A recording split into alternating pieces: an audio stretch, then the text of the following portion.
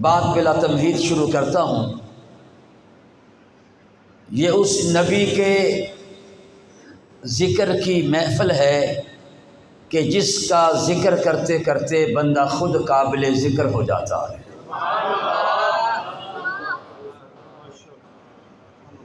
یہ اس نبی کے ذکر کی محفل ہے کہ جس کا ذکر کرتے کرتے بندہ خود قابل ذکر ہو جاتا ہے، بلکہ ذکر کا معیار ہی میرے نبی کا ذکر ہے۔ ذکر خدا کرے، ذکر مصطفیٰ نہ کرے، ہمارے منہ میں ہو ایسی زباں خدا نہ کرے۔ وہ رسول آئے نہ تھے، تاریخ انہیں ڈھونڈ رہی تھی۔ آپ کہیں گے کون سی تاریخ؟ نبیوں کی تاریخ، امتوں کی تاریخ۔ بتاؤ، ہر نبی نے میرے نبی کی آمد کا اعلان نہیں کیا؟ بولیے۔ نبی اعلان کرتے، امتیں اعلان سن کر تیرے میرے پیارے آقا محمد رسول عربی زہرا کے بابا حسنین کے نانا کا انتظار کرنے لگ جاتے، اور ان کی عمریں بھی کتنی تھی؟ 800 سال، 900 سال، 1000 سال، یعنی وہ صدیوں میرے نبی کا انتظار کرتے۔ اور انتظار کی کیفیت کیا ہوتی ہے کہ جب انتظار بھی اس کا ہو جو سب کا محبوب ہو، کہ الانتظار اشد من الموت، کہ محبوب ہستی ہو اس کا انتظار موت سے بھی زیادہ سخت ہوتا ہے۔ نبی اعلان کرتے، وہ خود بھی انتظار کرتے، امتیں انتظار کر کر کے چلی گئی، مگر محبوب ان کو نہ ملے۔ اپنے بختوں پہ قربان ہو، نثار ہو جا، جب ہم آئے ہمیں انتظار نہیں کرنا پڑا، رسول آئے ہوئے تھے۔ ہمیں انتظار کرنا پڑا، ہم آئے تو رسول اللہ اکبر آئے ہوئے تھے۔ تو بات کر رہا تھا نبیوں کی تاریخ، امتوں کی تاریخ۔ وہ رسول آئے نہ تھے، تاریخ انہیں ڈھونڈ رہی تھی۔ وہ آ گئے، تاریخ کی نگاہیں رخ ودوحا پہ ٹھہر گئی۔ وہ آ کے چلے بھی گئے، تاریخ آج بھی پلٹ پلٹ کے میرے مصطفیٰ کو تک رہی ہے۔ ماضی، حال، استقبال ایک وجود میں جمع ہو گیا، وہی وجود وجود مصطفیٰ ہے۔ وہی وجود مصطفیٰ اللہ کا سب سے بڑا فضل بن کے آیا۔ وہی وجود مصطفیٰ اللہ کی سب سے بڑی رحمت بن کے آیا۔ وہی وجود مصطفیٰ اللہ کی سب سے بڑی نعمت بن کے آیا۔ وہی وجود مصطفیٰ معلم انسانیت بن کے آئے۔ کیا بن کے آئے؟ بولیے۔ معلم انسانیت بن کے آئے۔ اور آج جتنی بھی تعلیم ہے یہ میرے مصطفیٰ کریم صلی اللہ علیہ وسلم کے قدموں کا نالین کا صدقہ ہے۔ اللہ اکبر۔ نبی پاک صلی اللہ علیہ وسلم کی آمد سے پہلے دور کو کیا کہتے ہیں؟ دور جاہلیت۔ دور، بولیے، دور جاہلیت۔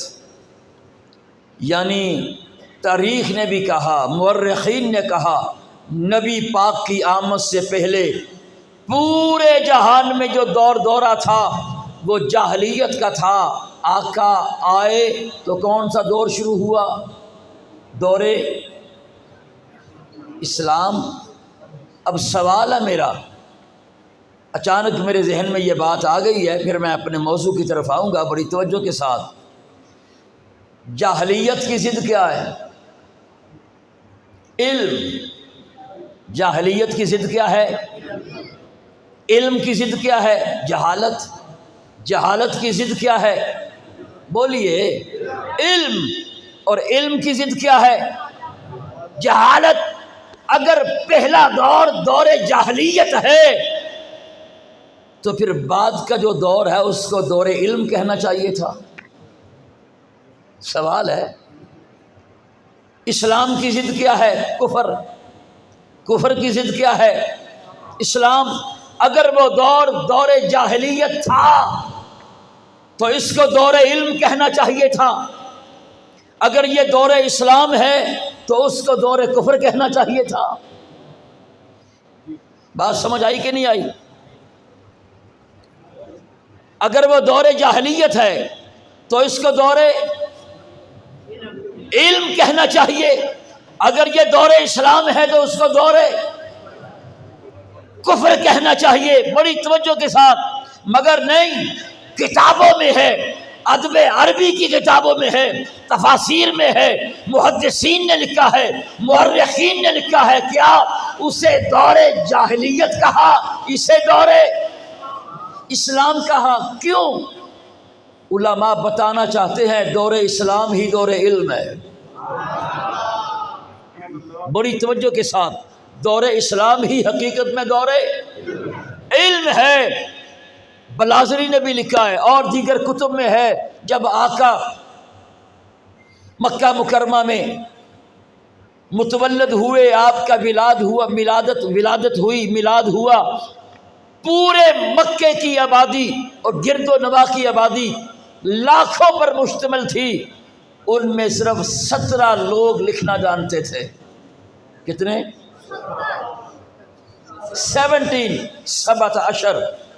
17 لوگ لکھنا جانتے تھے۔ توجہ کے ساتھ، جب میرے مصطفیٰ کریم صلی اللہ علیہ وسلم کا وصال باکمال ہوا، 1.25 لاکھ صحابہ کے ہاتھوں میں قلم تھا۔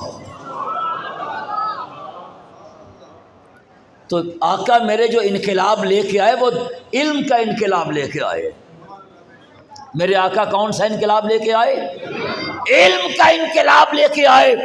دنیا کی تاریخ میں، نبیوں کی تاریخ ہو یا امتوں کی تاریخ ہو، اسلام کی تاریخ ہو یا کوئی بھی تاریخ ہو، مجھے کوئی یہ بات نکال کے دکھائے جنگ ہوئی ہو، کسی کے لوگ قیدی ہو گئے ہوں تو انہوں نے قیدیوں کا فدیہ علم رکھا ہو۔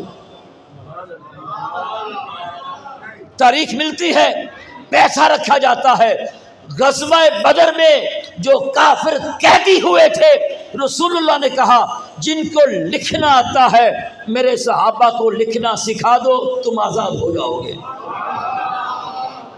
اس نبی کو علم سے کتنا پیار ہے، وہ معلم انسانیت بن کے آئے، معلم کائنات بن کے آئے کہ آپ نے قیدیوں کا فدیہ جو ہے وہ کتابت رکھا ہے، علم رکھا ہے، اور اسلام کی پہلی وحی شروع ہو رہی ہے، اقرا۔ کیا؟ مگر افسوس کے ساتھ ایک جملہ کہنے لگا ہوں، وہ قوم جس کا پہلا درس اقرا ہے وہ آج اقرا کے درس سے بے خبر ہو چکی ہے۔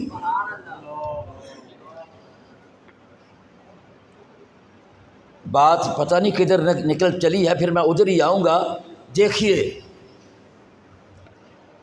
آج ہم بھی پڑھتے ہیں، ہمارے بچے بھی پڑھتے ہیں، میٹرک کے بعد گھر میں بڑی ایک ہلچل مچی ہوتی ہے، بچے کو کون سا کورس کروانا ہے۔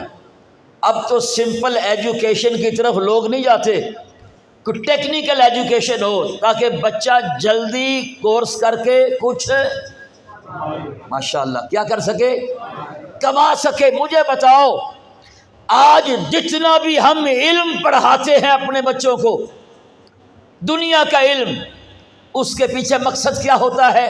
وہ کورس کروائیں جس سے بچے کی تنخواہ جلدی لگ سکے اور زیادہ لگ سکے۔ یعنی آج ہماری تعلیم کا مقصد للہیت نہ رہا۔ قرآن کی پہلی وحی اتری، اقرا، پڑھیے، بتاؤ میرے نبی نے پڑھا؟ نہیں۔ ما انا بقارئ، اس کا ترجمہ کرنے والوں نے ترجمہ کیا میں پڑھا ہوا نہیں ہوں، علماء بیٹھے ہیں، اس کا یہ ترجمہ بنتا ہی نہیں ہے۔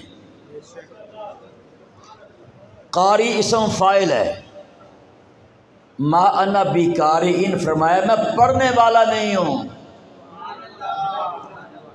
میں آج قوم کو دھوکہ دیا جاتا ہے کہ نبی کو نہ پڑھنا آتا تھا نہ لکھنا آتا تھا۔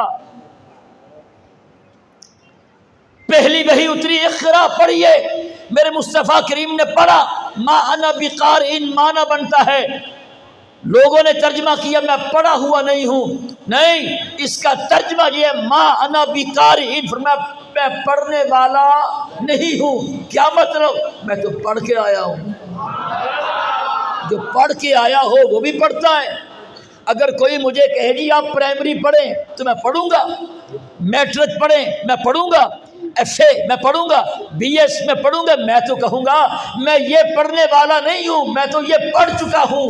ارے جبرائیل امین جب اقرا کی وحی لے کے آئے ہیں، میرے مصطفیٰ نے کہا ما انا بقارئ، میں پڑھنے والا نہیں ہوں، مطلب کیا؟ مجھے خدا نے پڑھا کے بھیجا ہے۔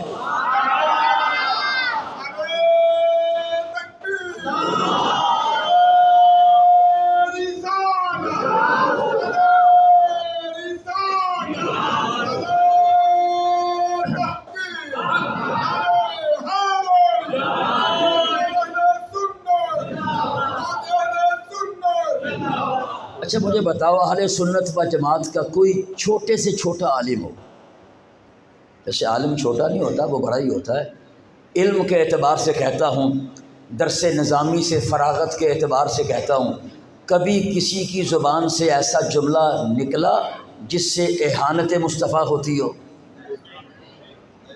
اس کا مطلب ہے ہمیں پڑھایا بعد میں جاتا ہے، ادب پہلے سکھایا جاتا ہے۔ ہمیں پڑھایا بلکہ سانو تے ادب ساڑھے ماں پیو نے سکھایا ہے۔ کہ بلا اسی چھوٹے جے ہونے سی، کسی نے حج یا عمرہ کر کے آنا نا تو کھجوراں دینیاں، اسی کھجور کھانی، چھوٹے جے ہونے سی، ماں نے کہنا پتر ہے گٹ کے تھلے نہیں سٹنی، حضور پتر ہے گٹ کے تھلے نہیں سٹنی۔ ارے ہم تو مدینہ طیبہ کی کھجور کی گٹلی کا اتنا احترام کرتے ہیں، اس کو زمین پہ گرنے نہیں دیتے، کھا کے دھو کے مسجد کے شماروں میں رکھ دیتے ہیں۔ جس اہل سنت و جماعت کے ہاں ایک بچے کا وہ عالم نہ بھی ہو، اس کا یہ ادب ہے، تو علماء کے سینوں میں کتنا ادب ہوگا۔ زندگی بیت گئی، پاکستان کو کتنا عرصہ ہو گیا ہے، کبھی کسی اہل سنت و جماعت کے کسی فرد کے منہ سے، عالم کے منہ سے، نعت خان کے منہ سے اہانت مصطفیٰ کا جملہ نکلا ہو یا ہلکا جملہ نکلا ہو، وجہ کیا ہے؟ ہمیں علم بعد میں سکھایا جاتا ہے اور ادب پہلے سکھایا جاتا ہے۔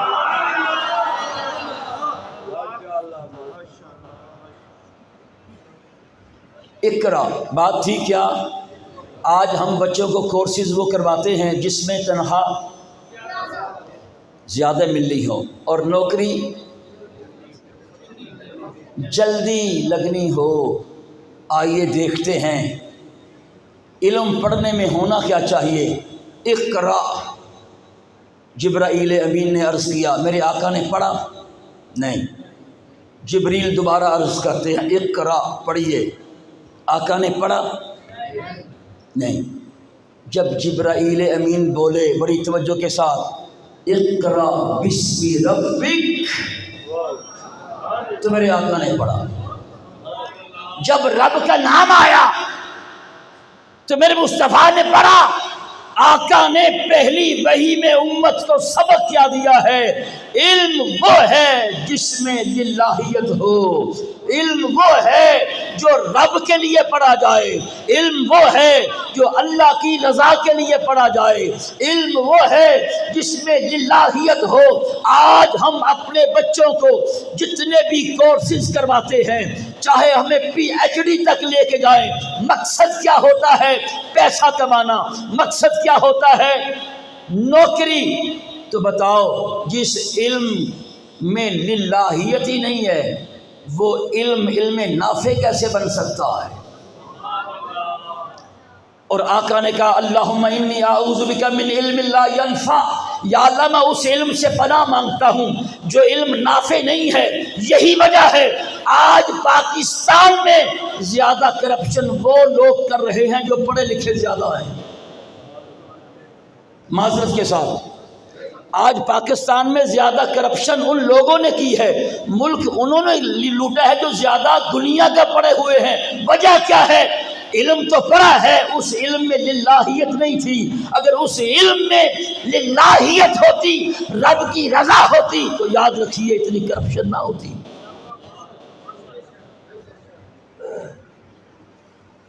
اللہ اکبر۔ ایک دوسرا بچہ چھوٹا یا جمدا ہے، بڑا ہوں ماں کہتی میرا پتر یا اللہ افسر بنائی، میرے بیٹے کو ہے نا ہمارے گھروں کا ماحول افسر بنے، اس کے بچپن میں ذہن میں ہم افسری ڈال دیتے ہیں۔ وہ افسر نہ بھی بنے، ماں باپ کو افسر بن کے ساری عمر دکھاتا ہے۔ تو بات کر رہا تھا میرے رسول پاک صلی اللہ علیہ وسلم، وہی وجود مصطفیٰ رب کا سب سے بڑا فضل بن کے آیا، وہی وجود مصطفیٰ معلم انسانیت بن کے آیا۔ آقا نے امت کو وہ تعلیم دی۔ آج جتنا بھی علم کا دورہ ہے، جتنے بھی اخلاق ہیں، یاد رکھیے جتنے بھی حقوق اللہ اور حقوق العباد کی یہ پاسداری کی جاتی ہے، اس کی تعلیم دنیا میں میرے مصطفیٰ نے دی ہے۔ دیکھیے آقا نے کس طرح منطقی انداز میں امت کو سمجھایا ہے، ہم نے کبھی سوچا ہی نہیں۔ حقوق اللہ علیحدہ بیان کیے اور حقوق العباد، آقا معلم ہے نا، معلم انسانیت ہے، معلم کائنات ہے۔ حقوق اللہ کو علیحدہ بیان کیا، پھر حقوق العباد کو بولیے۔ اور حقوق العباد جو ہیں کہاں سے شروع ہوتے ہیں؟ جی اخلاقیات کی کتابیں، کسی نے کہا جی حقوق العباد بحیثیت انسان شروع ہوں گے، کسی نے کہا جی حقوق العباد جو ہے وہ ماں باپ سے شروع ہونے چاہیے، کسی نے کہا نہیں جی حقوق العباد استاد سے شروع ہونے چاہیے۔ میں کہوں گا حقوق العباد جو ہیں وہ رسول اللہ کے حقوق سے شروع ہوتے ہیں۔ کہاں سے؟ بولیے۔ جب بھی حقوق العباد کی بات کی جاتی ہے، نبی پاک صاحب لولاک صلی اللہ علیہ وسلم کے حقوق کو ان میں بیان نہیں کیا جاتا۔ نبی کا عشق تو بیان کیا جاتا ہے، محبت تو بیان کی جاتی ہے۔ علامہ قاضی ایاز انہوں نے باقاعدہ کتاب لکھی ہے شفا بتعریف حقوق المصطفیٰ۔ بتائیے آج حقوق کی جنگ ہے، وکیل سڑکوں پہ، اساتذہ اپنے مطالبات کے لیے سڑکوں پہ، اور مزدور اپنے مطالبات کے لیے چوکوں میں، ہے کہ نہیں؟ بولیے۔ آج حقوق کی جنگ کے لیے ہم باہر نکلتے ہیں، احتجاج ہو رہے ہیں۔ میں یہ کہا کرتا ہوں اگر ہم نے اللہ اور اس کے رسول کے حقوق کی پاسداری کی ہوتی، آج ہمیں اپنے حقوق کی جنگ نہ لڑنی پڑتی۔ اگر اللہ اور اس کے حقوق کے ہم نے سکھائے ہوتے، قوم نے اللہ اور اس کے رسول کے حقوق کی پوری پاسداری کی ہوتی، آج اپنے حقوق کی جنگ نہ لڑنی پڑتی۔ کبھی ہم نے سوچا کہ رسول اللہ کے امت پہ حقوق کیا ہے؟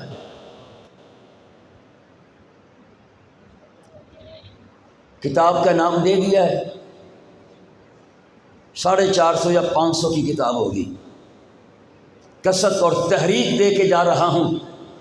کون ہے جو اپنے آقا کے حقوق جاننا چاہتا ہے؟ علامہ قاضی اور سیرت النبی کے مصادر بیسک کتابوں میں وہ کتاب ہے الشفاء بتعریف حقوق المصطفیٰ، اور علامہ ملا علی قاری نے اس کی شرح بھی لکھی ہے۔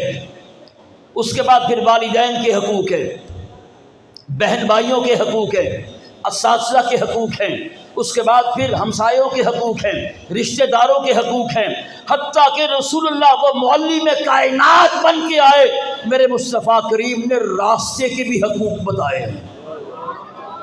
کیا بولیے؟ راستے کے حقوق۔ فرمایا ایاکم والطریق، فرمایا راستوں میں بیٹھنے سے بچو، راستوں میں بیٹھنے سے۔ اور آج رات کو جب ہم کام سے واپس آتے ہیں تو ہم ہوا خوری کے لیے چوکوں میں جا کے بیٹھتے ہیں، یہ مصطفیٰ کریم کا اسوہ نہیں ہے۔ راستوں میں بیٹھنا میرے مصطفیٰ کی تعلیم نہیں ہے۔ ایاکم والطریق، راستوں میں بیٹھنے سے بچو۔ عرض کی آقا اگر کام مجبور کر دیں، بلا وجہ نہیں بیٹھنا، اگر بولیے کام مجبور کر دیں، فرمایا سنو پھر آنے جانے والیوں پر نظریں نہ گاڑا کرو، آنے جانے والیوں پر۔ حضور محدث اعظم پاکستان جانتے ہیں مولانا محمد سردار احمد رحمۃ اللہ تعالی علیہ، آج پورے پاکستان میں یہ یا رسول اللہ کی صدائیں جو ہیں ان کے وجود باجود کی وجہ سے ہیں، جو بریلی سے امام محمد رضا کا فیضان لے کے آئے اور پھر فیصل آباد میں بیٹھ کر آپ نے درس حدیث پڑھایا ہے۔ ہر طرف جو ہے سرکار، پورا پاکستان جو ہے یا رسول اللہ کی صداؤں سے گونجا ہے۔ آپ جامعہ نظامیہ لاہور جا رہے تھے، ٹانگے سے نیچے اترے، جنہوں نے جامعہ نظامیہ کا وہ روڈ دیکھا ہے، لوہاری گیٹ تنگ ہے تھوڑا سا،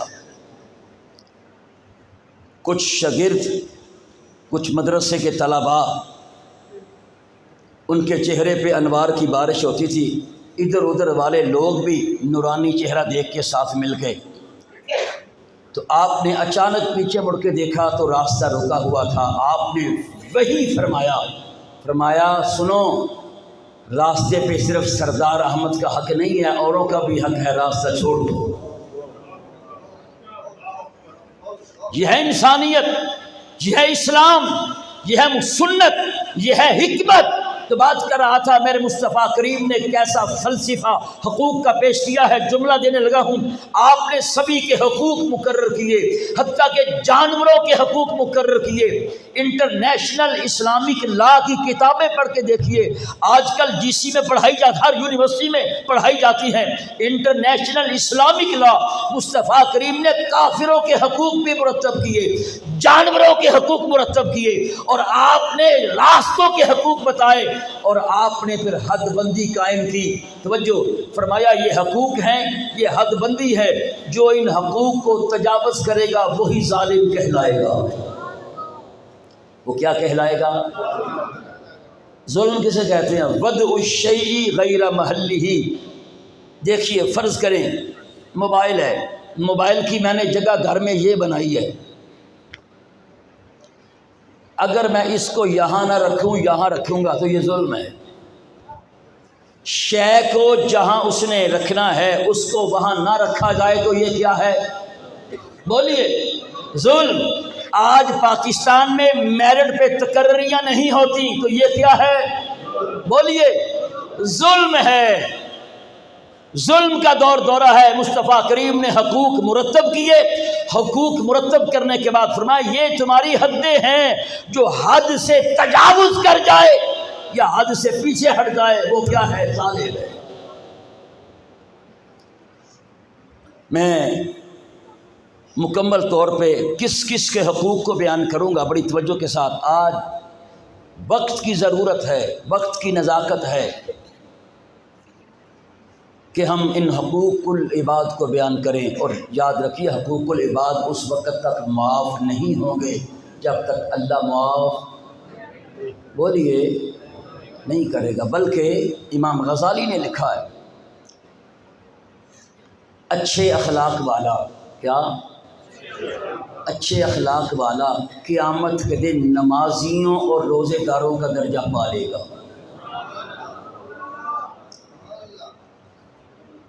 اور کس کس کے اچھے اخلاق ہیں آگے چل کے بات کروں گا، صرف تحریک دینا چاہتا ہوں۔ اچھے اخلاق والا قیامت کے دن نمازیوں اور روزے داروں کا درجہ پا لے گا۔ یہ نہیں فرمایا کہ نمازی اور روزے دار قیامت کے دن اخلاق والوں کا درجہ پا لیں گے، نہیں، اچھے اخلاق والے قیامت کے دن نمازیوں اور روزے داروں کا درجہ پا لیں گے۔ مطلب کیا ہے؟ جن کے اخلاق اچھے ہوئے۔ اخلاق کا اچھا ہونا کیا ہے؟ جو حقوق کی پاسداری کرتا ہو، اپنے حقوق، دوسرے کے حقوق کی پاسداری کرتا ہو، یہی اخلاق ہے۔ فرمایا قیامت کے دن اس کی نمازیں کم بھی پڑ جائیں، قیامت کے دن اس کے روزے کم بھی پڑ جائیں، اللہ پورے کر دے گا۔ مگر یہ نہیں فرمایا اللہ نمازیوں اور روزے داروں کو اچھے اخلاق کا درجہ دے دے گا، یعنی نمازیں اخلاق کی کمی کو پورا نہیں کریں گی، روزے اخلاق کی کمی کو پورا نہیں کریں گے۔ ہاں، اخلاق جو ہیں اچھے ہوئے، قیامت کے دن نمازیں کم بھی پڑ گئی اللہ پوری کر دے گا، اور روزے کم بھی پڑ گئے اللہ پورا کرنے والا ہے۔ فرمایا قیامت کے دن اچھے اخلاق والوں کے لیے یہ خوشخبری ہے کہ وہ قیامت کے دن نمازی اور روزے داروں کا درجہ بھی پا لیں گے۔ اسی لیے میں نے اس آیت کو تلاوت کیا ہے، وَإِنَّكَ لَعَلَىٰ خُلُقٍ عَظِيمٍ، اور بے شک محبوب آپ عظیم اخلاق پر ہیں۔ آپ عظیم اخلاق، بڑی توجہ کے ساتھ پہلے میں آیت کی تھوڑی سی تشریح کروں گا، پھر اخلاق کی اہمیت کو بیان کروں گا، اس کے بعد نبی پاک صلی اللہ علیہ وسلم کے 4 اخلاق بیان کروں گا۔ کتنے؟ میں نے اپنی اس خطاب کا، تقریر کا منہج، اسلوب آپ کے سامنے رکھ دیا ہے تاکہ آپ کو ذہن نشین ہو جائے میں آپ سے کہنا کیا چاہتا ہوں۔ وَإِنَّكَ لَعَلَىٰ خُلُقٍ، بولیے اے میری قوم نو کہ قرآن پڑھنا آ جائے نا۔ وَإِنَّكَ لَعَلَىٰ خُلُقٍ عَظِيمٍ، ترجمہ سنیے۔ واو کا معنی اور ان کا معنی بے شک، ماشاءاللہ، کاف ضمیر خطاب کے لیے ہے، اور بے شک محبوب آپ۔ لَعَلَىٰ، علا کا معنی ہے پر، علا کا معنی اس سے پہلے لام تاکید کا ہے، خلق عظیم، ترجمہ کرنے لگا ہوں بڑی توجہ کے ساتھ، اور بے شک محبوب آپ عظیم اخلاق پر ہیں۔ آپ عظیم اخلاق، اتنی زندگی بیت گئی، بزرگ بھی بیٹھے ہیں، علماء بھی بیٹھے ہیں، عوام بھی موجود ہے، ہم نے کبھی تو کسی کے اخلاق کی تعریف کی ہوگی، والد کے اخلاق، ماں کا، مرشد کا، استاذ کا، ہمسائے کا، کوئی ایسا بندہ جس کا اخلاق پسند ہے، کبھی آپ نے کہا میری والدہ، میرا باپ یا میرا استاذ یا میرے مرشد اچھے اخلاق پر ہے؟ کیا والے ہیں، والی ہے، والا ہے، پتہ چل گیا سب اچھے اخلاق والے ہوں گے، میرے آقا اچھے اخلاق پر ہیں۔ آقا اچھے اخلاق۔ امام فخر الدین رازی نے تفسیر کبیر میں اس آیت کے نیچے بہت کچھ لکھا ہے، بطور حوالہ عرض کر سکتا ہوں۔ اگر کسی کو عربی زبان نہیں آتی، علامہ غلام رسول سعیدی رحمۃ اللہ تعالی علیہ کی تبیان اٹھا کے دیکھ لے، آپ نے تفسیر کبیر سے کافی مواد یہاں نقل کیا ہے۔ وَإِنَّكَ لَعَلَىٰ خُلُقٍ عَظِيمٍ، اور محبوب آپ عظیم اخلاق پر ہیں، یعنی سب اچھے اخلاق والے ہو سکتے ہیں، میرا نبی اچھے اخلاق۔ اللہ نے پر کیوں فرمایا؟ اللہ نے، پریشان نہیں ہونا، آج قرآن کسی کو سمجھانے لگ جائیں نا تو ہمیں جمائیاں آنا شروع ہو جاتی ہیں، یار کیڑی گل شروع کر لی ہے؟ مجھے بتاؤ، اگر قرآن آپ نے نہیں سیکھنا تو کس نے سیکھنا ہے؟ اپنا مزاج بنائیں قرآن سیکھنے کا۔ تھوڑا سا عرض کروں گا پھر میں آگے نکلوں گا، بات مشکل نہیں ہے، بات بڑی آسان ہے۔ محبوب آپ عظیم اخلاق، پتہ الا کیوں فرمایا، پر کیوں فرمایا؟ امام فخر الدین رازی نے ایک بڑی پیاری مثال بیان کی ہے، فرمایا اگر یہاں یہ سمجھنا ہے کہ نبی اخلاق پر ہے تو آپ کو یہ مثال دیکھنی پڑے گی، ہم کہیں گے زید گھوڑے پر ہے۔ زید گھوڑے کیا مطلب؟ یعنی گھوڑا زید کی گرفت میں ہے، وہ دوڑائے، وہ چلائے، وہ روکے، وہ جمپ لگائے، وہ پیچھے لے جائے، آگے لے جائے، دائیں کرے، بائیں لے جائے، زید گھوڑے پر ہے، یعنی گھوڑا زید کی گرفت میں ہے، کنٹرول میں ہے۔ امام راضی نے لکھا ہے، فرمایا وَإِنَّكَ لَعَلَىٰ خُلُقٍ عَظِيمٍ، اور بے شک میرا نبی عظیم اخلاق پر ہے، یعنی سب عظیم اخلاق میرے نبی کے کنٹرول میں ہے، گرفت میں ہے۔ مجھے ایک بندہ کوئی اٹھ کے کہہ دے جی ہاں دنیا میں ایک اور بندہ ہے، انبیاء کے علاوہ کی بات کرتا ہوں، کیا کس اچھے اخلاق اس کی گرفت میں ہیں؟ بندہ کہیں نہ کہیں پھسل جاتا ہے، غصہ آ جاتا ہے، غصہ آ جائے تو اخلاق قائم نہیں رہتے۔ اللہ کو بیان کرنے لگا ہوں، اور محبوب آپ عظیم اخلاق پر ہیں، یعنی عظیم اخلاق آپ کی گرفت میں ہیں۔ اب کنٹرول اور گرفت کو بیان کرنے لگا ہوں۔ محبوب اور گرفت کا معنی کیا ہے؟ اوروں کو عظیم بننے کے لیے عظمت والے کام کرنے پڑیں گے۔ محبوب آپ کی ذات وہ ذات ہے، آپ جو کام کریں گے وہ کام عظیم ہو جائے گا، جو کام آپ چھوڑ دیں گے اس سے عظمت ختم ہو جائے گی۔ میں بڑی جلدی آپ کو آگے لے کے جا رہا ہوں، توجہ۔ گرفت کا معنی کیا ہے؟ اوروں کو عظیم بننے کے لیے عظمت والے کام کرنے پڑیں گے، اور آپ کی ذات وہ ذات ہے، آپ جو کام کریں گے وہ کام عظیم ہو جائے گا، اور جو کام آپ چھوڑ دیں گے محبوب اس سے عظمت ختم ہو جائے گی۔ 3 مثالیں دوں گا بڑی توجہ کے ساتھ۔ مجھے بتاؤ خانہ کعبہ کی طرف منہ کرنے میں عظمت ہے؟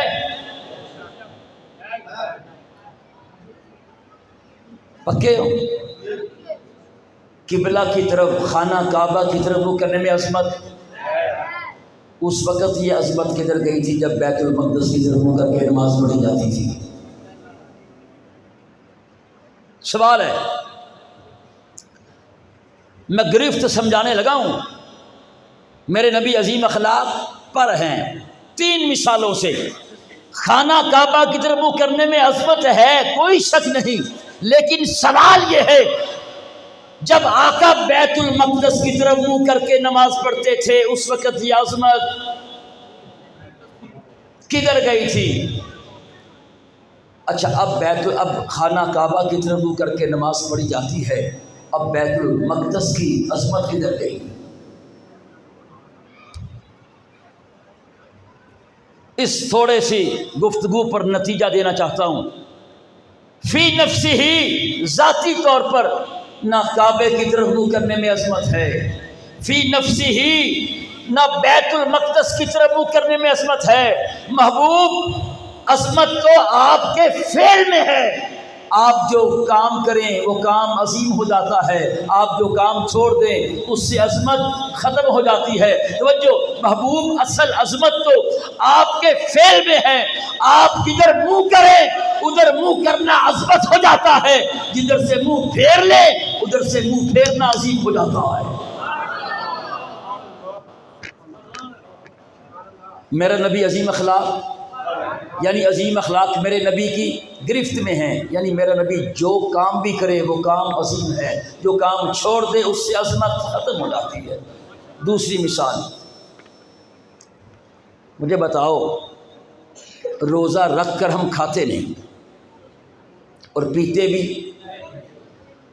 روزہ رکھ کر کھانا نہ کھانے میں عظمت، روزہ رکھ کر کھانا نہ کھانے میں عظمت، روزہ رکھ کر پانی نہ پینے میں عظمت، لفظ ہے زوئیں پہ زبر ہے عظمت، عرف عام میں ہم عظمت کہہ دیتے ہیں۔ توجہ، روزہ رکھ کر کھانا نہ کھانے میں عظمت، آسان کروں، روزہ رکھ کر کھانا چھوڑنے میں عظمت، پانی پینا چھوڑنے میں عظمت۔ آگے عید الفطر آ گئی، عید الفطر کے دن جو ہے بتاؤ کھانا کھایا جائے گا کہ نہ کھایا جائے گا؟ فقہاء نے لکھا ہے، علماء بیٹھے ہیں کہ جو عید الفطر کے دن نہ کھائے اسے کھلایا جائے، نہ پیے اسے پلایا جائے، پھر بھی نہ کھائے تو اسے ڈانٹا جائے، زجر و توبیخ کی جائے، کھاتا کیوں نہیں ہے؟ آقا نے کیا فرمایا؟ عید الفطر پڑھنے جانا ہے تو کچھ کھا کے جانا ہے، عید الاضحیٰ پڑھ کے آ کے کچھ کھانا ہے۔ آقا نے یہ کیوں فرمایا عید الفطر پڑھنے جاؤ تو کچھ کھا کے جاؤ؟ تاکہ روزے کا کنسیپٹ ختم ہو جائے۔ تو عید الفطر کے دن لازمی کھایا بھی جائے گا، پیا بھی جائے گا۔ مجھے بتاؤ یہ کیسی عظمت ہے؟ کبھی کھانا چھوڑنے میں آ جاتی ہے، کبھی کھانا کھانے میں آ جاتی ہے۔ روزہ رکھ کر کھانا نہ کھانے میں عظمت، عید کے دن کھانا کھانے میں عظمت۔ یہ کیسی عظمت ہے جو دائر ہے؟ کبھی کھانا کھانے میں عظمت، کبھی کھانا نہ کھانے میں عظمت۔ تو نتیجہ دینے لگا ہوں، فی نفسی ہی ذاتی طور پر نہ کھانا کھانے میں عظمت ہے، نہ کھانا چھوڑنے میں عظمت ہے۔ محبوب اصل عظمت تو آپ کے فعل میں ہے۔ جب آپ کھائیں تو کھانا کھانے میں عظمت ہے، جب آپ کھانا چھوڑ دیں تو کھانا چھوڑنے میں عظمت ہے۔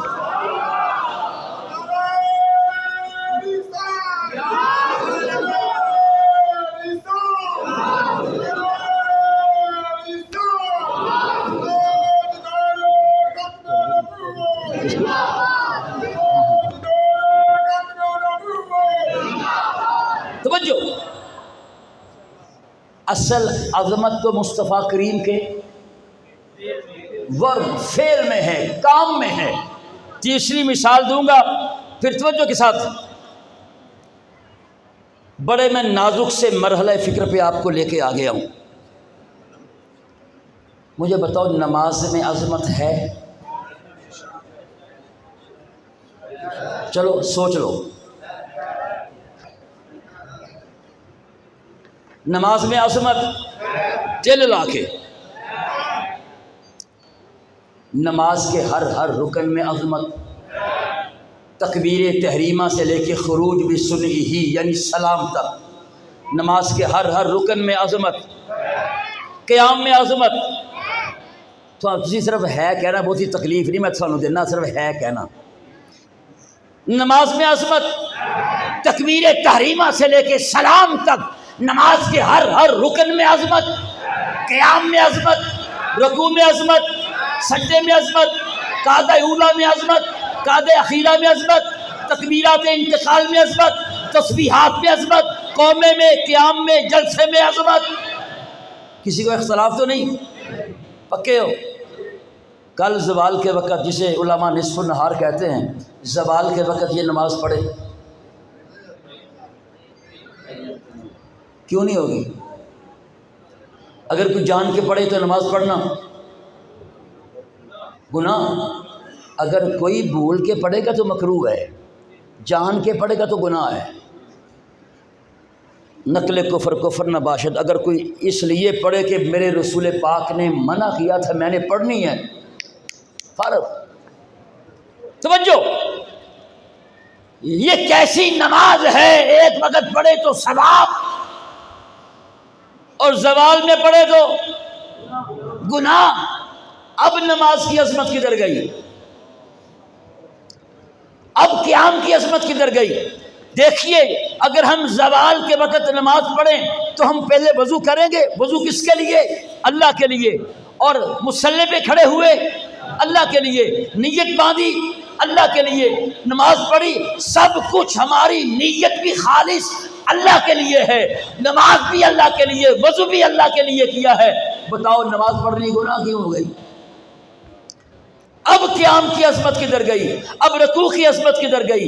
اب سجدے کی عظمت کدھر گئی؟ وہی نتیجہ جو میں نے پہلے 2 مرتبہ بولا ہے، فی نفسی ہی، یعنی حقیقی طور پر، ذاتی طور پر سجدے کی اپنی کوئی عظمت نہیں ہے، نماز کی اپنی عظمت نہیں ہے۔ محبوب جب آپ سجدہ کریں تو سجدہ کرنے میں عظمت ہے، جب آپ سجدہ چھوڑ دیں تو سجدے سے بھی عظمت ختم ہو جاتی ہے، سجدے سے بھی عظمت بولیے ختم ہو جاتی ہے۔ وَإِنَّكَ لَعَلَىٰ خُلُقٍ عَظِيمٍ، تھوڑی سی بات دہراؤں گا پھر وہیں آؤں گا۔ اور محبوب بے شک آپ عظیم اخلاق، یعنی عظیم اخلاق آپ کی گرفت کا معنی اوروں کو عظیم بننے کے لیے عظمت والے کام کرنے پڑیں گے، اور آپ جو کام کریں گے وہ کام عظیم ہو جاتا ہے، جو کام آپ چھوڑ دیں اس سے عظمت۔ اصل عظمت کہاں ہے پھر بتائیے؟ آقا کے ٹیلر آ کے بولو ذرا، میں یہ نہیں کہتا عاشق بولو، وہ سارے عاشق ہی سرکار دے یار۔ عظمت مصطفیٰ، عظمت مصطفیٰ، عظمت مصطفیٰ۔ نہیں، اصل عظمت مصطفیٰ کریم کے فعل میں ہے۔ اللہ اکبر، جس نبی کے فعل میں عظمت ہے تو جس نبی سے فعل سرزد ہو رہا ہے اس نبی کی عظمت کا مقام کیا ہوگا؟ توجہ، عظمتیں تو پھر میرے مصطفیٰ کے وجود کا کیا کرتی ہیں؟ طواف۔ عظمتیں گائیڈ ہیں میرے مصطفیٰ کریم کے وجود کے ساتھ، آقا جو کام کریں وہ کام عظیم، جو چھوڑ دیں اس سے عظمت۔ اصل عظمت میرے آقا کے فعل میں بھی ہے، قول میں بھی ہے۔ توجہ، اصل عظمت آقا کے فعل میں بھی ہے، قول میں بھی ہے، اور آپ کے وجود میں بھی ہے، آپ کی سیرت میں بھی ہے۔ عظمتیں میرے مصطفیٰ کے وجود کا کیا کرتی ہیں؟ بولیے، 2-4 مثالیں دوں گا پھر میں یہی آؤں گا۔ مجھے بتاؤ، خون حرام ہے کہ حلال؟ پوچھ لو، مشورہ کر لو۔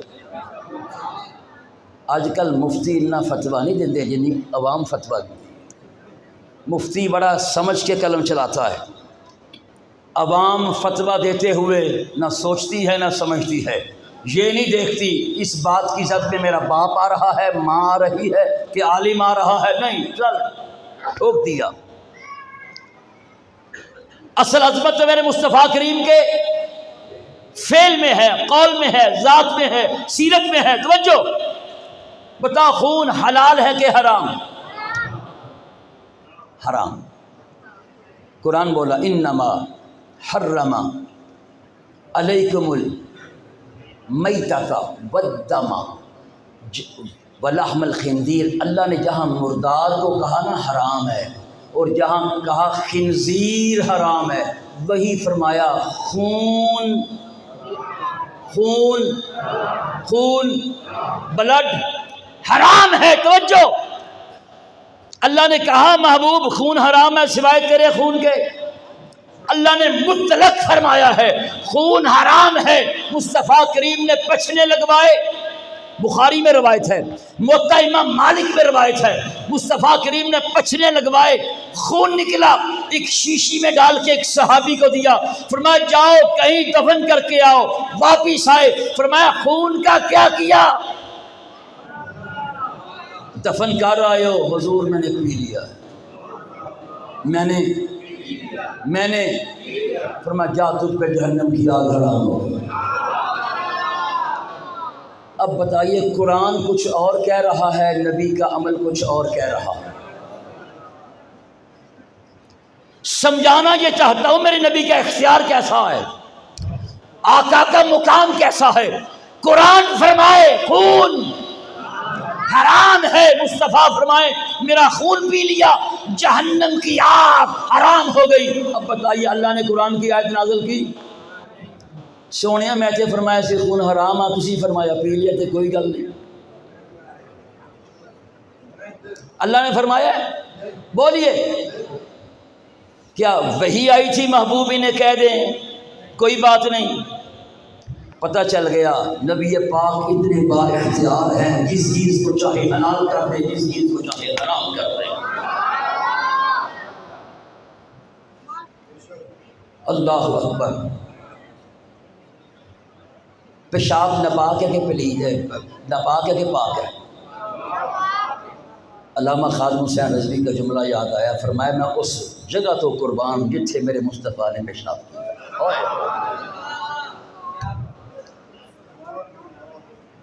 آپ نے پیشاب کیا، ام ایمن نے پی لیا. فرمایا میں نے رہا ایک رات ایک برتن میں پیشاب کیا تھا. عرض کی آقا وہ تو میں نے پی لیا. فرمایا دو روایتیں ہیں، ام ایمن نے بھی پیا، ام برکت نے بھی پیا. ایک کو آپ نے فرمایا تجھے کبھی پیٹ کی بیماری نہیں لگے گی، دوسری کو فرمایا جا جہنم کی آگ تجھ پہ حرام ہو گئی. بلکہ علامہ بدر الدین عینی نے لکھا ہے، جہاں عمدۃ القاری شرح صحیح البخاری میں انہوں نے نبی پاک کے فضلات پہ بحث کی ہے نا کہ نبی پاک کا پیشاب مبارک پاک ہے، آقا کا پخانہ مبارک. ابھی ہن میں کوئی کسی نے رعایت نہیں کرنی. کیا ہے پخانہ مبارک میرے مصطفیٰ کا؟ ہاتھ چوک کے کہنا ہے میرے مصطفیٰ کا پخانہ مبارک، پیشاب مبارک. علامہ بدر الدین عینی نے عمدۃ القاری میں لکھا ہے، اور اسی عمدۃ القاری پہ میری پی ایچ ڈی کا تھیسس ہے.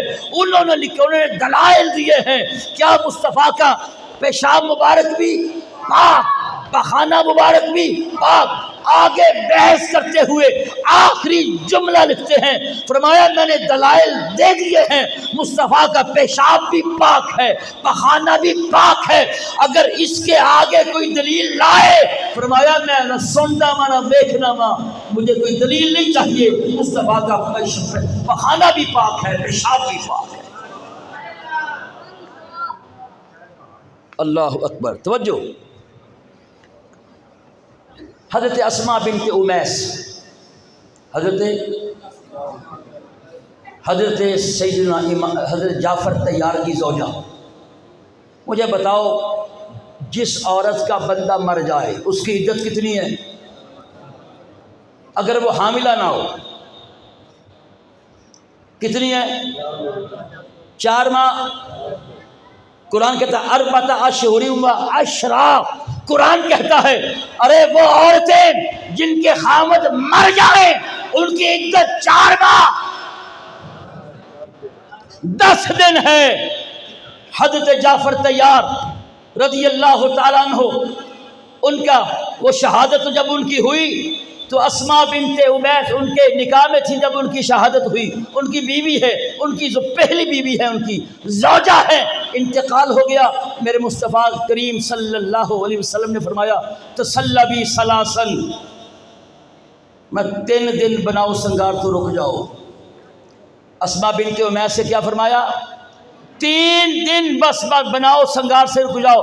ثم اسنعی ما شئتا، پھر اس کے بعد جو چیز چاہے کرو. یعنی تو نکاح کر سکتی ہے کتنے دنوں کے بعد؟ 3 دن کے بعد. قرآن کہتا ہے 4 ماہ 10 دن. حضرت اسماء نے نہیں عرض کیا، ابو بکر صدیق نے عرض کیا ہو، عمر فاروق اعظم نے، عثمان غنی نے، مولا حیدر کرام نے، عشرہ مبشرہ نے، دیگر صحابہ، کسی نے اعتراض نہیں کیا. آقا قرآن کچھ اور کہتا ہے، آپ کچھ اور کہتے ہیں. نہ کیوں؟ اس لیے صحابہ کا عقیدہ تھا مصطفیٰ جس چیز کو حلال کرے حرام کرے اللہ نے اختیار دے دیا ہے.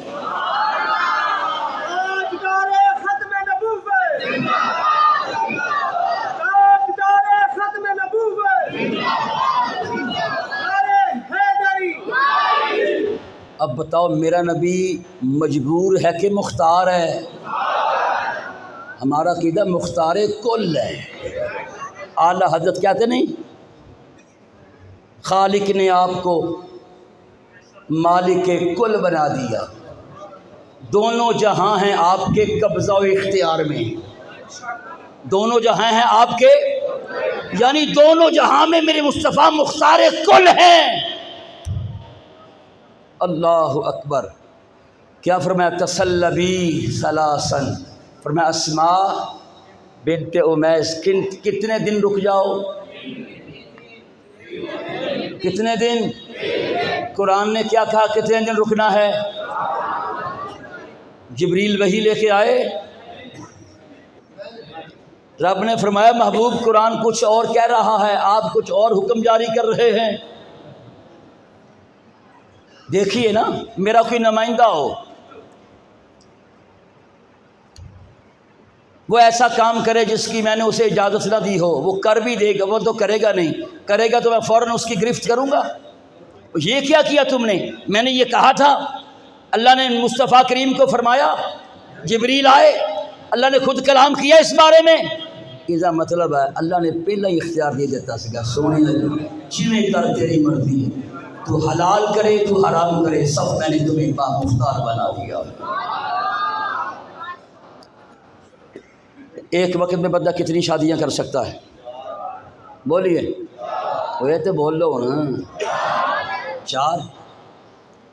حضرت مولا علی شیر خدا باب مدینہ اسد اللہ الغالب کرم اللہ وجہہ الکریم رضی اللہ تعالیٰ عنہ کو ایک رشتہ آیا، جس کا رشتہ آیا اس بارے میں قدر اختلاف ہے، بعض نے کہا ابو جہل کی بیٹی کا۔ سیدہ بطول زہرا اماں جان کو پتہ چل گیا، آپ نے اپنے ابا جان نبی پاک صاحب لولاک صلی اللہ علیہ وسلم سے اس انداز پہ عرض کیا، فرمایا علی کو نہ پتہ چل جائے میں نے آپ سے بات کی ہے۔ کوئی بھی عورت سوکن برداشت نہیں کرتی۔ ہمارے بغداد میں استاد سے ان کی 4 شادیاں تھیں، شیخ محمد رمضان ان کا نام تھا، ہمیں تکلم عربی کا سکھاتے تھے۔ اسی انہوں نے کہا استاد جی تسی اتنے ارباں وہ کہتے ایک جڑا بندہ وا نا شادی وہ مسکین آ، 2 شادیاں تے نارمل ہے نا اتنے، میں کہ 4 شادیاں آپس میں، کہتے وہ قدرتی جو فطرت ہوتی ہے نا وہ تو ہوتی ہی ہے، کیونکہ عربوں میں یہ بات پائی جاتی ہے تو لہٰذا عورتیں یہ بات برداشت کر لیتی ہیں، ساڑھے پاکستان بہت کم ہے۔ کتنی شادیاں ایک وقت میں؟ 4۔ قرآن نے فرمایا ہے مثنا و ثلاث و رباع، نبی پاک ممبر پہ کھڑے ہو گئے، صحابہ کے درمیان بھی بات ہو سکتی تھی، ممبر پہ کھڑے ہو گئے، فرمایا میں علی کو اتنی دیر تک دوسرے نکاح کی اجازت نہیں دیتا جب تک فاطمہ علی کے نکاح نہیں ہے۔ قرآن فرمائے مثنا و ثلاث و رباع، 1 شادی 2 3 4 کی قرآن نے اجازت دی ہے۔ مولا علی نے عرض کیا آقا قرآن تو 4 کی اجازت دے رہا ہے، آپ دوسری کی اجازت نہیں دے رہے۔ صحابہ نے عرض کیا ہو نا، وہ جانتے تھے قرآن کا حکم اپنی جگہ پہ ہے، مصطفیٰ کا حکم اپنی جگہ پہ ہے، اللہ نے مختار کل بنا دیا ہے، آقا جس کو چاہے جو حکم صادر فرما دے، رب بھی اس پہ راضی ہے، امت بھی راضی ہے۔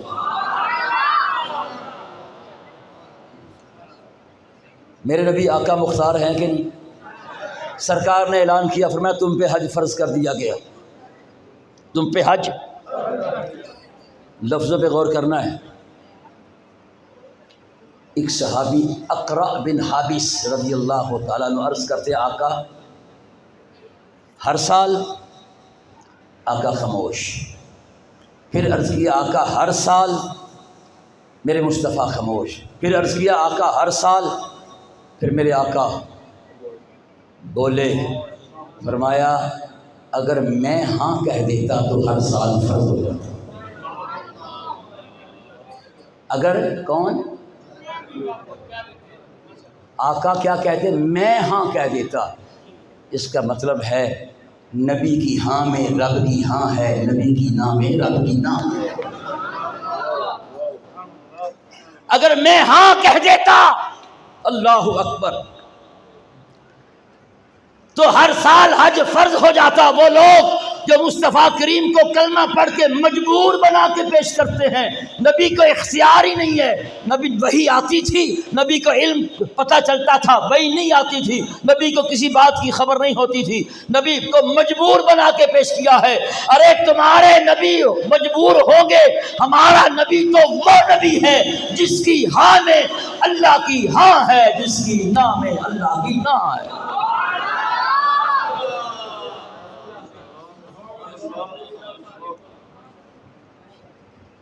اللہ گواہی میں کتنے بندے ہوتے ہیں جی؟ دو۔ کتنے؟ قرآن کا ذوی عدل منکم، دو بندوں کی گواہی تم میں سے۔ نبی پاک نے گھوڑا خریدا، قیمت بھی ادا کر دی۔ فرمایا، میں بڑا شارٹ کر رہا ہوں کیونکہ میں نے پھر ادھر آنا ہے۔ گھوڑا خریدا، آپ نے قیمت بھی ادا کر دی۔ فرمایا اچھا کل لے جاؤں گا۔ آپ گھوڑا لینے کے دوسرے دن وہ کہتا آپ نے تو خریدا ہی نہیں ہے، پیسے دیا ہی نہیں ہے۔ آپ نے فرمایا بندہ خدا میں تمہیں پیسے دے کے گیا ہوں، تم سے خریدا ہے۔ ابھی بات زیادہ آگے بڑھی نہیں تھی، حضرت خزیمہ آ گئے رضی اللہ تعالیٰ۔ عرض کی آقا میں گواہی دیتا ہوں کہ آپ نے گھوڑا خریدا ہے۔ فرمایا خزیمہ تو اس وقت موجود ہی نہیں تھا جب میں نے گھوڑا خریدا ہے، تو عینی گواہ ہی نہیں ہے، تو موجود نہیں تھا، تو کیسے کہتا ہے کہ آقا آپ نے گھوڑا خریدا ہے؟ تم تو موقع پہ موجود نہیں تھے۔ عرض کی آقا جب آپ کی باقی خبریں، غیب کی خبریں آپ دیتے ہیں، ہم ان کو مانتے کہ نہیں مانتے؟ جب آپ کی ہر بات کو، غیب کی خبریں جو دیتے ہیں ہم ان کو مانتے ہیں، تو آقا میں نے آپ کے کہنے پہ کہہ دیا کہ آپ نے خریدا ہے۔ تو اس کے بعد نبی پاک نے فرمایا سنو، آج کے بعد خزیمہ ہر بندے کی کتنی گواہی میں کتنے بندے؟ دو۔ اگر خزیمہ ایک بھی گواہی کسی مسئلے میں دے دی تو وہ دو کے برابر ہوگا۔ قرآن کہتا ہے تم میں سے دو مردوں کی گواہی، نبی پاک فرماتی ہے خزیمہ کی گواہی جو ہے ایک کی گواہی دو کے برابر ہے۔ وہی آئی، خدا نے کچھ ناگواری کی ہے، جبریل آئے، نہ پتہ چل گیا مصطفیٰ کی ہاں میں رب کی ہاں ہے، مصطفیٰ کی نہ میں رب کی نہ ہے۔ خدا چاہتا ہے رضائے محمد، خدا کی رضا چاہتے ہیں دو عالم، خدا چاہتا ہے رضائے محمد۔ تو بات کر رہا تھا اصل عظمت میرے مصطفیٰ کے فعل میں ہے، اصل عظمت میرے مصطفیٰ کے قول میں ہے، اصل عظمت میرے مصطفیٰ کریم کے وجود کے ساتھ وابستہ ہیں۔ اوروں کو عظیم بننے کے لیے عظمت والے کام کرنے پڑیں گے۔ محبوب آپ کی ذات وہ ذات گرامی ہے، آپ جو کام کریں گے وہ کام عظیم ہو جائے گا، جو کام آپ چھوڑ دیں گے اس سے عظمت، بولیے۔ اچھا یہ تو تھا علمی انداز، منطقی انداز۔ اب میں جھٹکے انداز میں سمجھانے لگا ہوں گرفت کیا ہے۔ ابھی تک جس کو سمجھ نہیں آئی نا اب سمجھ آ جائے گی۔ وَإِنَّكَ لَعَلَىٰ خُلُقٍ عظیم، بے شک نبی عظیم اخلاق، عظیم اخلاق یعنی عظیم اخلاق میرے نبی کی، یعنی آقا کا ان پہ مکمل کنٹرول ہے، گرفت میں ہے۔ سمجھانے لگا ہوں توجہ کے ساتھ۔ ابھی آپ مسجد میں آئے اور ابھی آپ نے جلسہ ختم ہونے کے بعد مسجد سے باہر جانا بھی ہے۔ مجھے بتائے ہم مسجد میں جب داخل ہوتے ہیں کون سا پاؤں رکھتے ہیں اندر؟ آقا کی اخلاق پہ گرفت کس طرح ہے؟ دایاں پاؤں رکھتے ہیں۔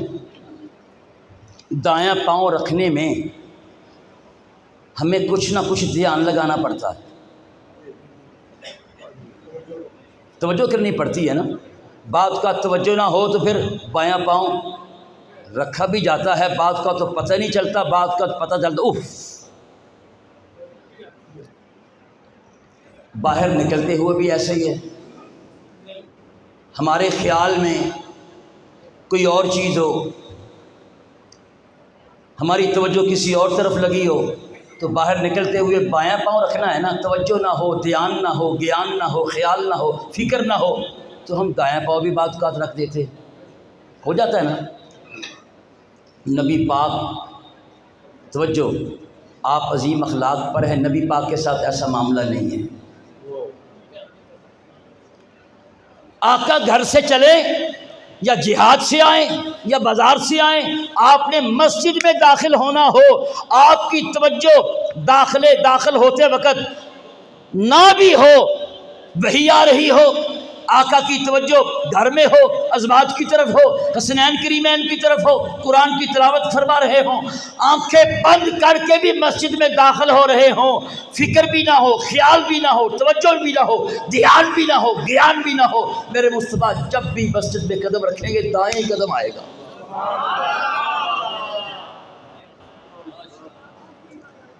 یعنی اللہ تعالیٰ نے محبوب کی فطرت سلیمہ کو ایسے تخلیق کیا ہے، کبھی ان سے خلاف اخلاق بات صادر ہو ہی نہیں سکتی۔ اب سمجھ گئے میرا نبی عظیم اخلاق پر ہے۔ فرض کریں ہم محاسبہ کر رہے ہیں کہ آج کے بعد ہماری آنکھ نہ غلط اٹھے یا ہم سے کوئی غلط جملہ کہا نہ جائے، تو ہمیں بڑا دھیان دینا پڑے گا۔ پھر بھی کبھی زبان پھسل جاتی ہے، کبھی آنکھ اٹھ جاتی ہے، محاسبے کے دوران بھی یہی تو وجہ ہے صوفیاء جنگلوں میں کیوں جاتے ہیں؟ وہ مشق کرتے ہیں، وہ تدریب کرتے ہیں، وہ محاسبہ کرتے ہیں، وہ ممارست کرتے ہیں تاکہ ہم سے یہ چیزیں دور ہو جائیں، چھوٹ ہو جائیں، پھر واپس لوٹتے ہیں۔ نبی پاک کا معاملہ ایسے نہیں ہے۔ آپ سے خلاف ادب، خلاف اخلاق کوئی بات صادر ہو ہی نہیں سکتی۔ اس کا مطلب ہے وَإِنَّكَ لَعَلَىٰ خُلُقٍ عظیم، آپ عظیم اخلاق پر۔ اب میں 4 اخلاق بیان کروں گا، وقت نہیں ہے، گھنٹہ ہو گیا، ورنہ میں اس آیت کو آگے لے کے چلتا۔ تھوڑا سا حوالہ دے دیتا ہوں کہ علماء بیٹھے ہیں، علماء کو میں سبق ہی سنا رہا ہوں۔ میں نے مکتبہ شاملہ کھولا، وَإِنَّكَ لَعَلَىٰ خُلُقٍ عظیم آیت لکھ کر، میرے مکتبہ شاملہ میں 87 سے زائد تفاسیر ہے، 87 سے زائد تفاسیر ہے، اردو نہیں ہے، عربی ہیں۔ میں نے دیکھا ہر مفسر نے اس آیت کے نیچے وہ حدیث لکھی ہے جو صحیح مسلم میں بھی ہے۔ اما عائشہ صدیقہ سے پوچھا گیا کہ نبی پاک کے اخلاق کے بارے میں بتائیں، آپ نے فرمایا کیا تم نے قرآن نہیں پڑھا؟ کیا تم نے قرآن نہیں پڑھا؟ کان خلقہ القرآن، فرمایا قرآن میرے نبی کا اخلاق ہے، قرآن میرے نبی کا۔ وقت نہیں، ورنہ میں اس پہ گفتگو تھوڑی سی کرتا، اور اس پہ پہروں گفتگو کی جا سکتی ہے، پہروں گفتگو کی جا سکتی ہے۔ اس حدیث پر علامہ سعیدی نے ایک بڑا کمال نقطہ بیان کیا ہے۔ علماء سے کہوں گا اس آیت کے نیچے پڑھیے علامہ سعیدی نے وہ کون سا نقطہ ایسا بیان کیا ہے، توجہ کے ساتھ۔ میں نبی پاک کے 4 اخلاق بیان کرنے لگا ہوں، صرف 5-10 منٹ میں، تاکہ میں اپنے وقت پر بات کو ختم کر سکوں۔ کتنے؟ میں نے بڑی ریسرچ سے امام غزالی کے احیاء العلوم کو پڑھ کے، کیمیاء سعادت کو پڑھ کے، اور دیگر علامہ محدث ابن جوزی کی کتاب کو پڑھ کے، رسالہ کشیریہ کو دیکھ کر میں نے 4 چیزیں نکالی ہیں۔ اگر ہم ان 4 اخلاق پر عمل کر لیں گے تو ہم بہت حد تک نبی پاک کے خلق کے پیکر بن سکتے ہیں۔ حالانکہ اخلاق کتنے ہیں؟ 360۔ کتنے؟ سرکار نے فرمایا 360 اخلاق ہیں۔ جس مومن میں ایمان کے ساتھ ایک اخلاق پایا گیا، ایک خلق پایا گیا، وہ جنتی ہے۔ 360 میں سے ایک اخلاق پایا گیا ایمان کے ساتھ، وہ جنتی ہے۔ ابو بکر صدیق تاجدار صداقت عرض کرتے ہیں آقا کوئی تو بندہ ہوگا جس میں 360 کے 360 اخلاق پائے جائیں گے۔ میں ہاں ابو بکر وہ تیری ذات ہے، مجھے بتاؤ جس میں ایمان کے ساتھ ایک خلق پایا گیا وہ جنتی ہے، تو ابو بکر صدیق رضی اللہ تعالیٰ عنہ کی جنت کا عالم کیا ہوگا؟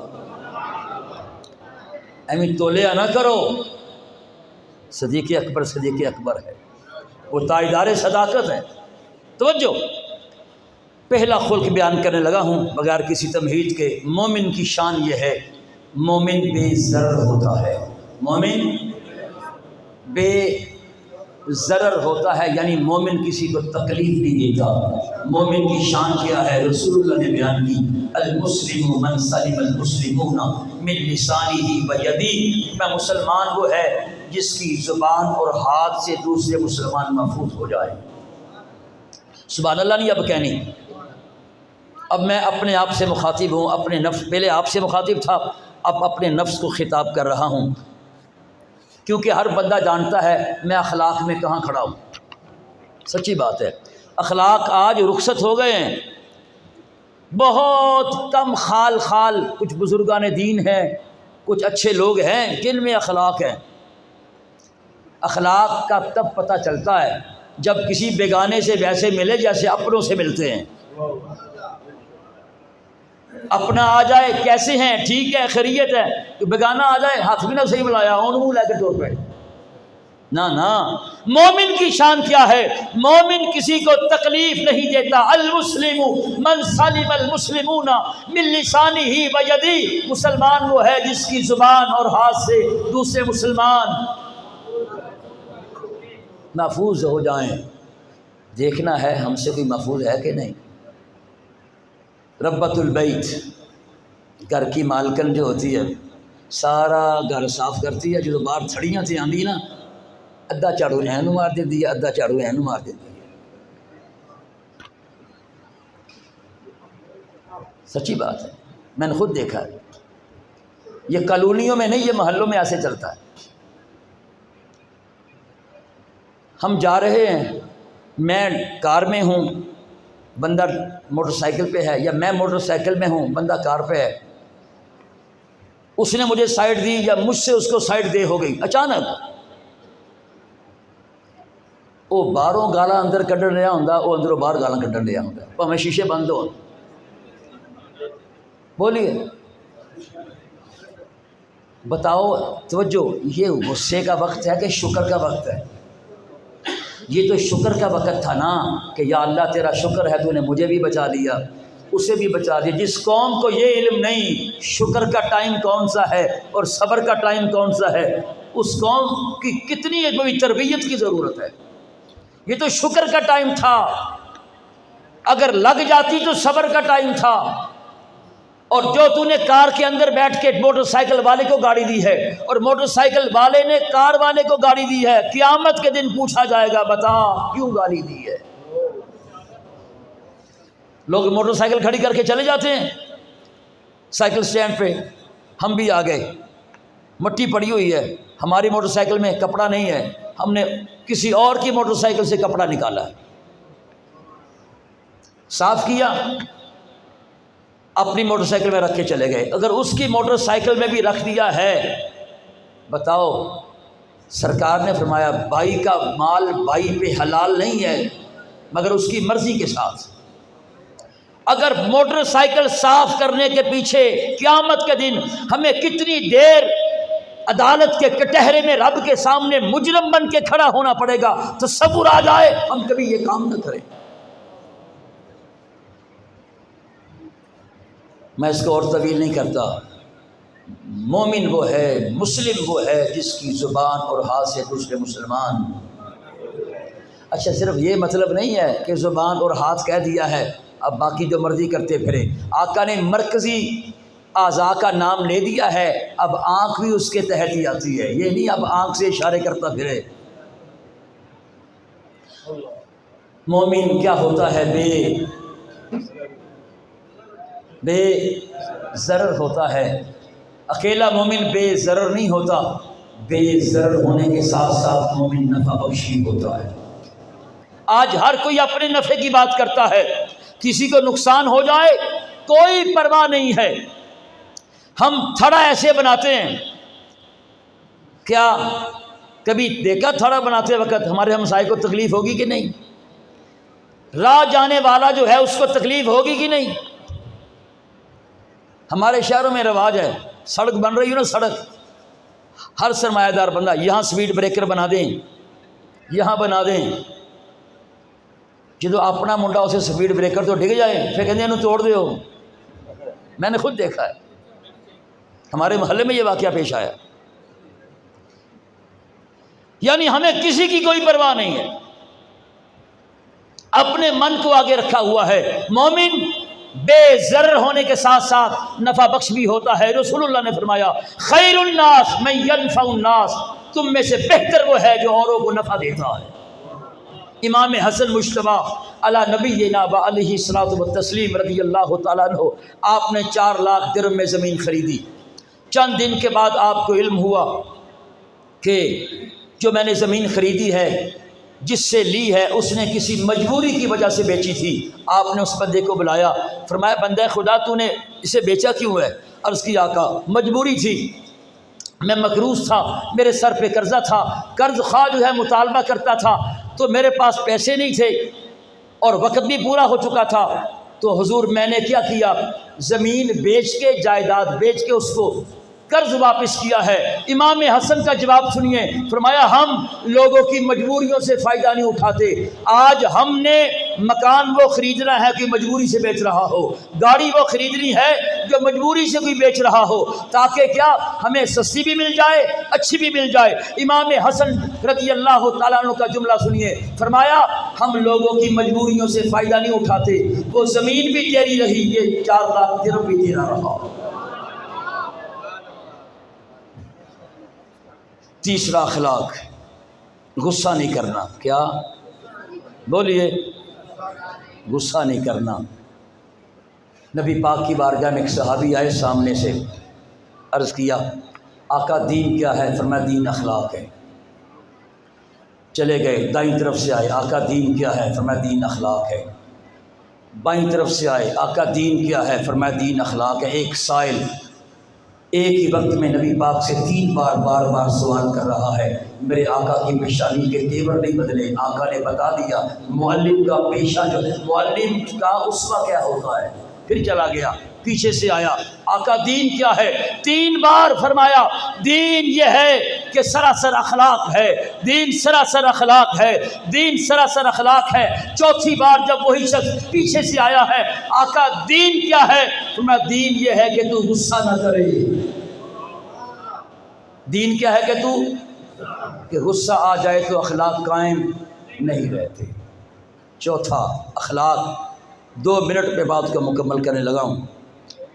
نبی پاک کی بارگاہ میں ایک صحابی آئے، نبی پاک کے پاس 2 مسواکیں ہیں، ایک ٹیڑھی ہے ایک سیدھی ہے.